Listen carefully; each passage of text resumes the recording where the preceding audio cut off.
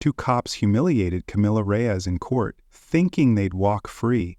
Then she revealed who she really is and turned their world upside down. You won't believe what happened next. A heavy silence settled over the courtroom as the defendant, a confident Latina woman with a steady gaze, stood up calmly. She was dressed in a sharp white suit that fit her perfectly, and every step she took rang with purpose. Her name was Camila Reyes. Over at the prosecution's table, officers Andrew Colton and Jake Miller swapped cocky smirks, dead certain they'd tear her apart in court. They thought they were bulletproof, banking on their badges and reputations to shut down any pushback. But they were in for a rude awakening. This case had been drawing attention from the get-go. The Marston County Courthouse, a grand old building with towering ceilings and marble columns, was swarmed by reporters, cameras, and curious onlookers. The local news had played it off as a small-time trial, just a charge of obstruction, but the vibe told a different story. The air was thick with tension, like something huge was about to break. Camila walked in solo, joined only by her lawyer, a kindly older guy named Walter Bennett, and his assistant, a sharp young woman named Lucia, who kept things low-key. No fancy cars, no big entourage, no press conference. She moved like someone who knew exactly what she was doing and what bombshell she was about to drop. On the flip side, officers Colton and Miller from the made-up Rivergate Police Department looked way too relaxed. Colton, a stocky guy pushing 50, had a smug grin plastered on his face. Miller, younger and full of himself, was tossing out snide comments. Both had a shady track record in the city's rougher neighborhoods, known for getting heavy-handed, especially with Latino and black folks. "This'll be over quick," Miller muttered, not caring who overheard. "Always is when they think they're slick," Colton shot back, arms crossed. "Let's get this show started." Judge Margaret Donovan, a no-nonsense woman with small glasses, was running the show. She skimmed the papers in front of her, while court staff fiddled with mics and got the seats ready. Even though she looked like she wanted a smooth day, you could tell she sensed something was off about this one. According to the news, Camila was charged with messing up a police operation. Word was she'd gotten in the way of officers doing their job, which led to her getting hauled off right there on the street. But the details were fuzzy.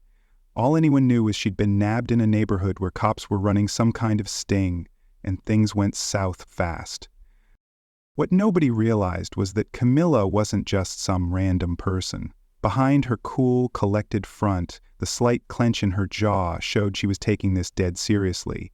But fear, not a trace of it on her face. What was coming was about to rock the courtroom and the whole system to its core. The bailiff kicked things off and everyone grabbed a seat. Camila stood next to her lawyer, hands folded on the table, cool as a cucumber. Across the room, Colton and Miller stared her down like they'd already won. They had no idea what was headed their way. Nobody did. The trial opened with statements from both sides. Prosecutor Claire Richardson got up, all confidence, her voice sharp and a little patronizing. She painted Camila as a cocky troublemaker who'd purposely gotten in the way of a legit police operation. Her words were picked carefully, building a picture of a reckless activist who was a danger to law and order. The officers nodded along, eating up every word. Camila, though? She didn't flinch, just watched the jury quietly, sizing up every face. Some gave her curious looks, others seemed skeptical. She'd been in enough high-stakes moments to spot unease a mile away, especially when they saw a Latina woman sitting in the hot seat. Then Walter Bennett stood up, his voice warm and steady. He locked eyes with the jury one by one. "For weeks you've only heard their side of the story," he said. "Today, you're going to hear the real one. Way closer to the truth." He dropped hints that the cops weren't playing by the rules, that they'd leaned on intimidation and excessive force, and that Camila's arrest came from something uglier, bias and power tripping. When he mentioned illegal tactics, Colton squirmed in his chair. Miller's face tightened. The judge called a quick break before the first witness. The officers huddled, whispering like they had it in the bag, but Camila stayed quiet, talking softly with Walter. Only Lucia, standing nearby, seemed to catch the fire simmering under Camila's calm surface. During the break, Camila hit the water fountain. A few cameras tried to get a shot of her, but she didn't say a word, just flashed a small smile and raised a hand politely. Lucia stuck close, keeping the pushiest reporters at bay. She knew who Camila Reyes was and what she was planning. This trial wasn't just about clearing her name, it was a shot to shine a light on the deep rot in the police department. And Camila? She wasn't backing down. She was ready to take it head on. When the break wrapped up and the courtroom filled again, Walter got ready to call his first witness. The prosecution slid back into their spots, still acting sure of themselves. Camila took one deep breath, then locked eyes with the officers. The trial was underway, but they still didn't see the massive curveball coming their way. Walter asked the judge to let them show a video from the day Camila got arrested. Judge Donovan checked the request and gave a nod. The lights dimmed, and every eye in the room glued itself to the screens. The tension cranked up a notch.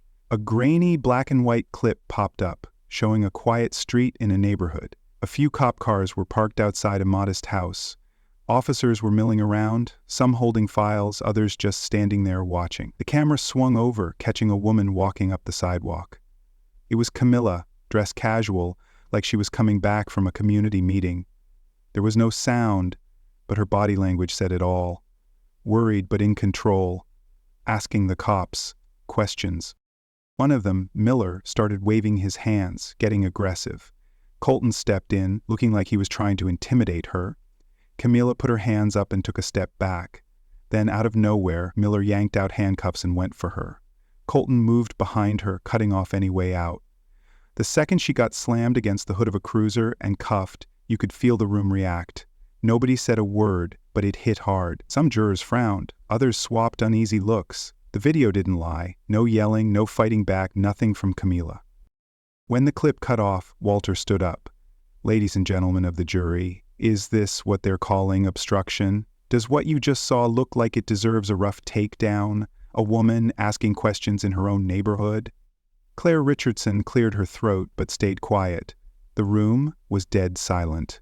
That video had landed like a punch. The first witness was Helen Parker, an older lady from the neighborhood who'd seen it all while walking her dog. She sat down, moving a little slow, but her voice was rock solid. Camila just asked what was going on. She knew the woman in the house, an older lady who'd had run-ins with cops before. She didn't yell, didn't curse, just asked questions. And how'd the officers handle it, Walter asked. Like she wasn't allowed to open her mouth? Helen said, sounding pissed. They called her nosy, plus some other stuff I won't say here. Then they shoved her like she was some big-time crook. It was disgraceful. Over at the prosecution's table, Colton couldn't sit still. Miller just stared at the desk. Helen wrapped up her story, leaving a bad taste in the room. Richardson tried to throw shade, hinting Helen's age might have messed with her memory or eyesight, but Helen wasn't having it. I only need glasses to read, she snapped, and I've always backed good cops. That wasn't good policing. During the break, the courthouse halls were buzzing. Reporters were all over the video and Helen's testimony. Some brought up old complaints against Colton and Miller that never went anywhere. Others were trying to figure out who Camila really was and why the cops seemed so rattled. In a small meeting room, Camila sat with Walter and Lucia. Helen came through strong, Walter said. But they're going to try to rip her apart. We can't just lean on witnesses. Sooner or later, we got to tell them who you really are. Camila nodded, sitting up straighter. I know, but hold off for now.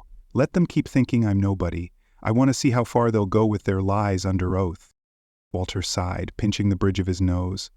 It's a gamble, but if we drop the truth at just the right moment, it'll hit like a ton of bricks. When the jury finds out you're the new Director of Homeland Security, Camila stopped him. It's not just about winning, Walter. It's about exposing them. If we spill my title now, the department might try to bury evidence or push a quick deal. We need them to dig their own grave, to be laid bare. Lucia, who'd been quiet, chimed in. Just got a call from the undersecretary. They're asking for an update. Camila gave a small smile. It was nice knowing DC had her back, but it also stung to think about how many folks didn't have that kind of pull. What if I wasn't me? What if I was just some random neighbor? Meanwhile, across the courthouse, Colton and Miller were bickering with Richardson. They were on edge. The prosecutor was trying to keep things together, but the cops were starting to crack. They claimed Helen was just a dramatic old lady, and that Camila had threatened them, but they didn't have a shred of proof. No audio, no witnesses. What about the body cams? Richardson asked, clearly annoyed. They crapped out, Miller said. Tech glitch. Both of them? At the same time? She pushed, eyebrow raised. Yeah, stuff happens, he mumbled. Richardson didn't say anything else, but her face screamed she knew they were in deep trouble. Back in the courtroom, the vibe was heavier than ever. Camila took her seat again. Colton and Miller shot her angry looks, but the swagger was gone. Judge Donovan called for quiet. The next day would bring more witnesses, but that afternoon everyone got it. What looked like a routine case was about to blow up into a battle over truth, power, and accountability. The next morning, the courthouse was packed even earlier. Outside, people were lined up, some holding signs that said "Justice for Camila" and "Stop Police Abuse." Inside, the chatter died down as Judge Donovan walked in. The room felt serious, almost sacred. Walter called up Dr. Evelyn Marks, a psychologist who knew her stuff about how racial bias in police work messes with people's heads. She didn't talk about Camila directly, but laid out the bigger picture, how constant run-ins with abusive cops leave Latino and Black communities traumatized, distrustful, and scared in ways that can look like defiance to outsiders. A few jurors nodded as she spoke, taking it in. The defense was weaving something bigger than one case, a story that called out the whole system. At the prosecution's table, Colton and Miller weren't even trying to hide how uncomfortable they were. Arms crossed, shifting around in their chairs. Even Richardson was dodging the jurors' eyes for long stretches. They knew the narrative was slipping away. Then came a surprise witness, Sergeant Peter Sullivan from the same Rivergate Police Department. The defense had called him, and he looked tense but determined.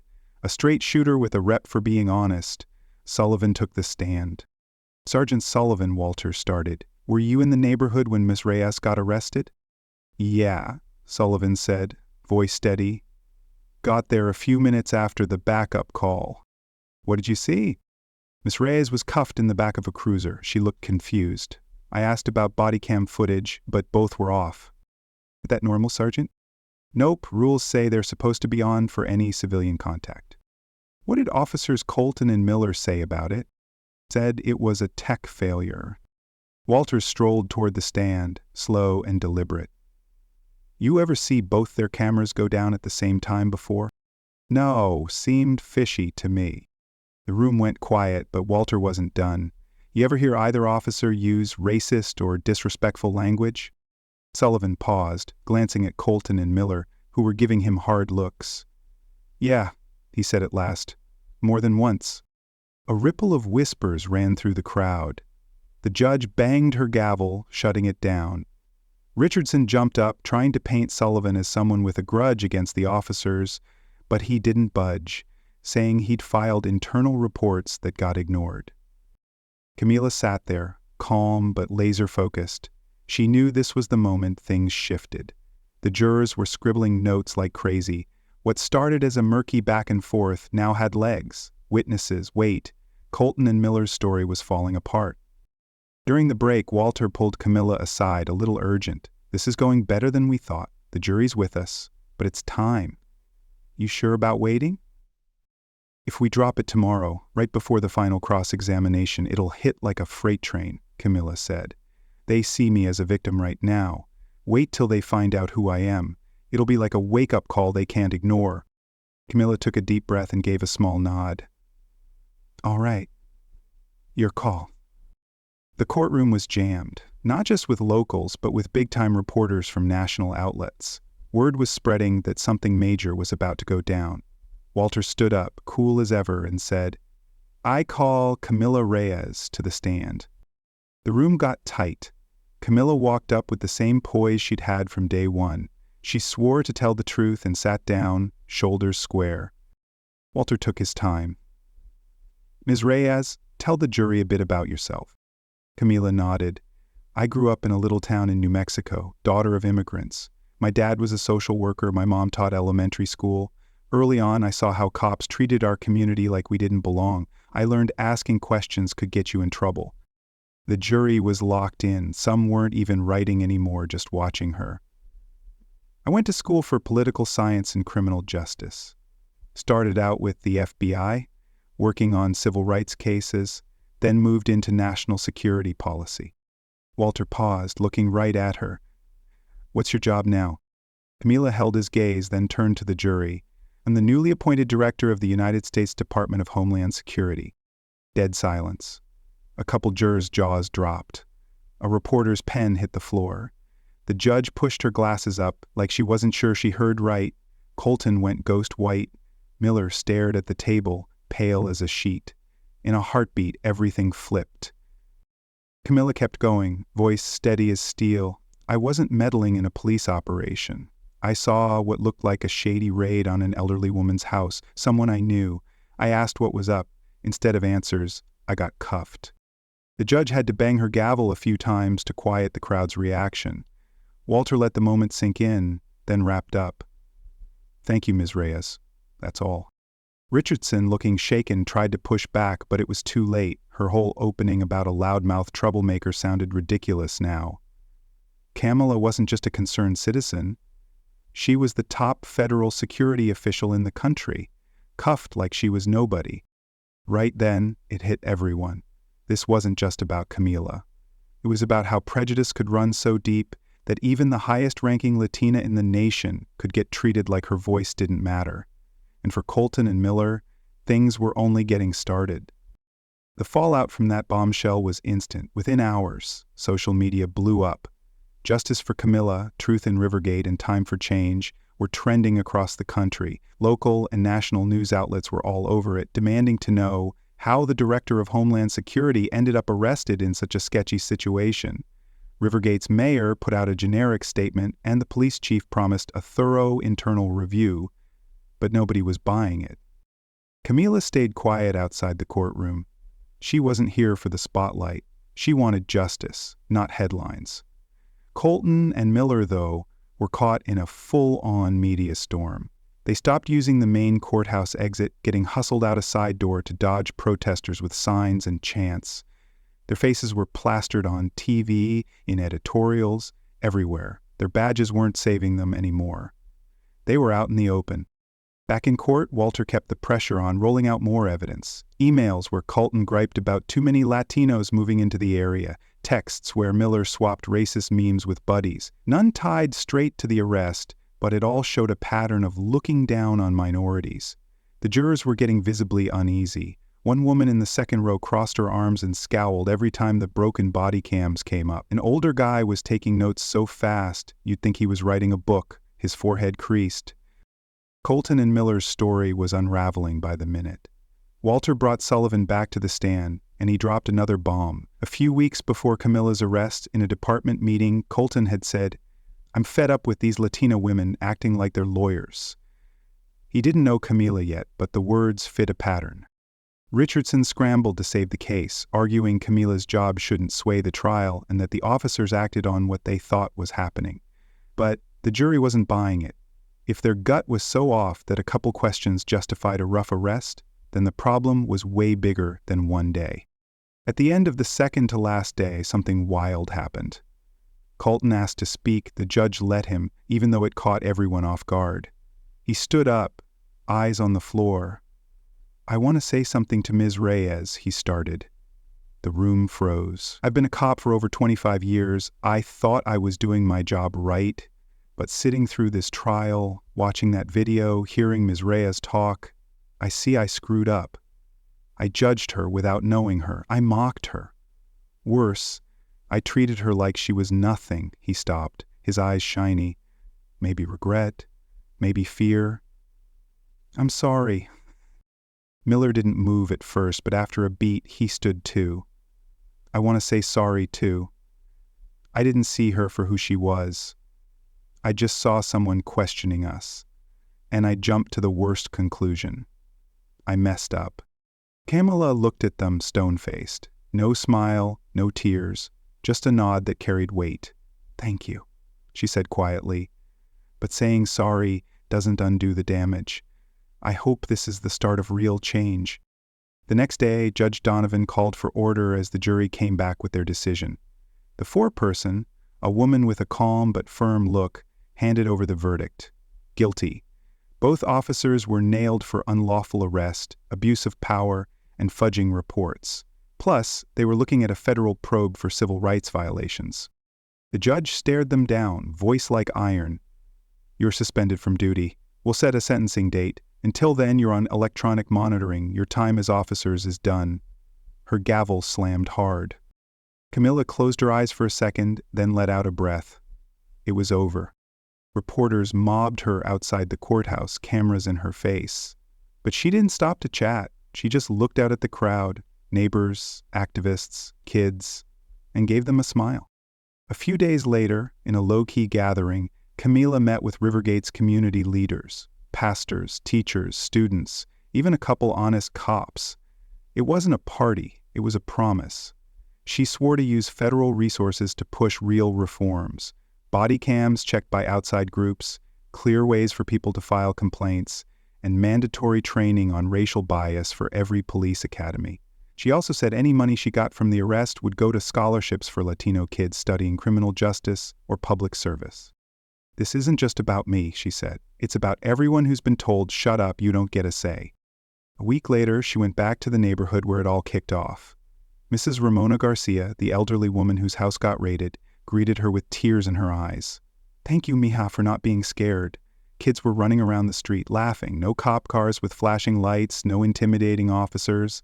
Just people starting to trust again, bit by bit. Camila stopped in front of a fresh mural on a wall. It showed a brown-skinned woman in a blue suit standing tall. Next to her, words read, "Asking questions isn't a crime. Demanding respect is justice." As she took it in, Lucia walked up, ready to head back to D.C. Camila gave a soft smile. "Yeah, but I'll never forget this place." She'd rolled into Rivergate as a visitor, got arrested like a threat, but left as what she'd always been, a leader. A woman who faced a broken system and made it stare itself down. The fight wasn't over, but the change had started. Camila Reyes' story teaches us that courage to question injustice can spark real change, no matter who you are. Her fight wasn't just for herself, it was for every voice silenced by prejudice or power. This reminds us that standing up, even when it's risky, can expose truths that reshape systems. In our own lives, this means speaking out against unfairness. At work, in our communities, or even online. It's about asking tough questions and demanding respect, knowing one voice can ripple outward. Camila showed that change starts with refusing to stay quiet. Let's take that lesson forward. Call out wrong when you see it, support those who do, and build a world where no one's dismissed. Thanks for watching this story with us. If it moves you, hit that like button, share your thoughts below, and subscribe to join our journey for more stories that inspire.